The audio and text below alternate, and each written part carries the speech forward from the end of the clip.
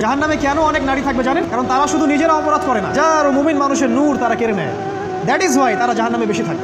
মেয়েদেরকে বলছি স্পেশালি, হয়তো এই কথাগুলো মেয়েদের কাছেও যাবে। তাদের এই উদ্ধত মাথাটা আল্লাহর বিধানের সামনে আত্মসমর্পণ করতে চায় না, এই কারণে তারা জাহান্নামে বেশি থাকবে।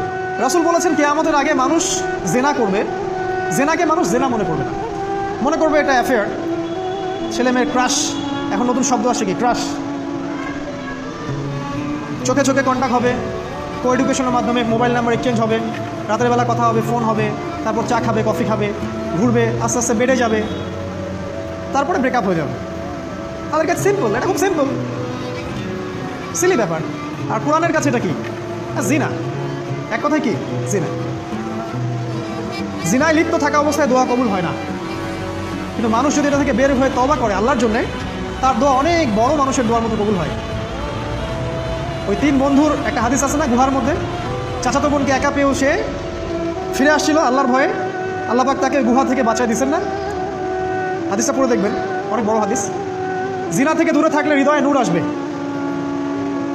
আপনি আমি যদি আমাদের চোখকে এই পর্যায়ে নিয়ে যেতে পারি যে কোনো গায়রে মাহরামের দিকে চোখ পড়লে আমরা নামিয়ে নিচ্ছি, তখন আপনি ফিল করবেন আপনার মনের মধ্যে নূর আসছে। এই যে আমি এখন একটা লেকচার দিচ্ছি, আমার খুব ভালো লাগছে। ঠিক রাস্তায় যেতে যেতে যদি আমি 8-10টা মেয়ের দিকে তাকাই, আমার এই নূরটা উঠে যাবে। জাহান্নামে কেন অনেক নারী থাকবে জানেন? কারণ তারা শুধু নিজেরা অপরাধ করে না, হাজারো মুমিন মানুষের নূর তারা কেড়ে নেয়।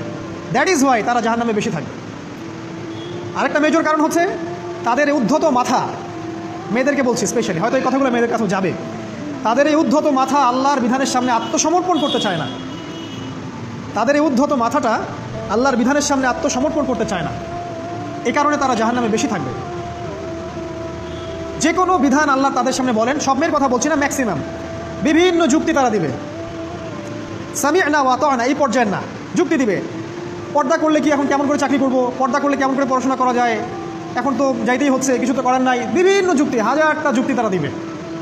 কে জানি তাদের ব্রেনটাকে পুরো ওয়াশ করে ফেলছে। আমি আপনাদেরকে বলছি কে করেছে? এটা করেছে স্বয়ং দাজ্জাল।